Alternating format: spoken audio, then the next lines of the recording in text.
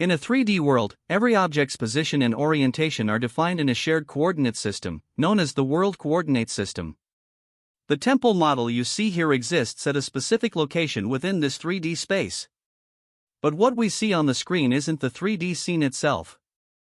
Instead, it's a projection of that 3D information onto a flat surface, which we call the camera's viewport. You can think of the viewport as the camera's screen. How the temple appears on this screen depends on the camera's position, its direction, and the type of projection being used. As the camera moves, the temple on the screen also changes. Sometimes it appears larger, sometimes smaller. That's the effect of perspective projection. So, how exactly does the 3D model of the temple end up as a 2D image on the screen? In this video, we're going to explore one of the most fundamental processes in 3D graphics, transforming world coordinates into screen coordinates.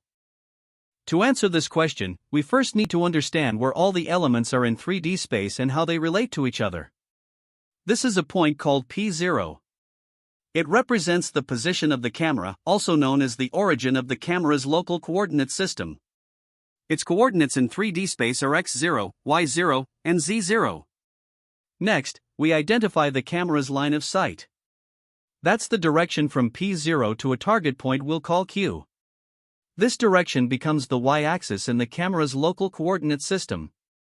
Then, we calculate the x-axis using a cross product. We take the line of sight and cross it with the world's up direction 0, 1, 0. The result is a direction that's perpendicular to both, which defines the camera's x-axis. We do another cross product, this time between the x-axis and the y-axis we just found. That gives us the z-axis, perpendicular to both of the previous directions. These three mutually perpendicular vectors x, y, and z form the camera's local coordinate system. We can combine them into a 3x3 rotation matrix, which describes the camera's orientation. Now let's look at another point, which we'll call P. It has coordinates x, y, and z in space. From the camera origin P0, we draw a line to this point P. The length of this line is what we call the distance, or step size, represented by the letter t. What we want to find is where point P lands on the screen after projection. In other words, its 2D coordinates x' and y'. So the question becomes, given the position of P in space, the camera's rotation matrix, and the camera origin, how can we calculate the step size t in the projected coordinates x' and y'? Alright, now that we know where everything is in 3D space, let's plug it into an equation and solve it step by step. We start with this formula: the camera origin P0 plus the step size t, multiplied by the rotation matrix r, then multiplied by a column vector. This column vector has three components x', the number 1, and y'. The result of this computation gives us the 3D coordinates of point P. Now, we move P0 to the right side of the equation. That turns it into point P minus point P0. This represents the offset from the camera origin to point P. So we now have t multiplied by r multiplied by the vector x', 1, y' equals P minus P0.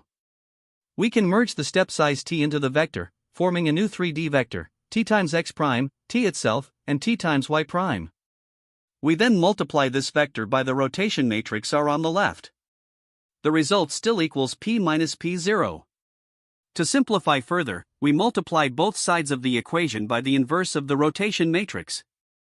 On the left, our inverse cancels out r, so we're left with just the vector, tx', ty'. On the right, we have our inverse multiplied by P minus P0. Since the middle component of our 3D vector is t, we can extract it directly. To do that, we use a row vector, 0, 1, 0, which selects only the middle component. Multiply that row vector with the right-hand expression, and we get the value of t. Once we have t, we plug it back into our earlier formula. Then, using division, we compute x' and y'. Here's how: we use a matrix whose first row is 1, 0, 0, and second row is 0, 0, 1. Multiply this matrix with the inverse rotation matrix, then with the difference between point P and point P0. Finally, divide the result by t. The resulting vector gives us the screen projection coordinates x' and y'. That's the full process of converting a 3D space point into its projected coordinates on the screen. And there you have it. We've now walked through how a point in space is transformed into screen coordinates.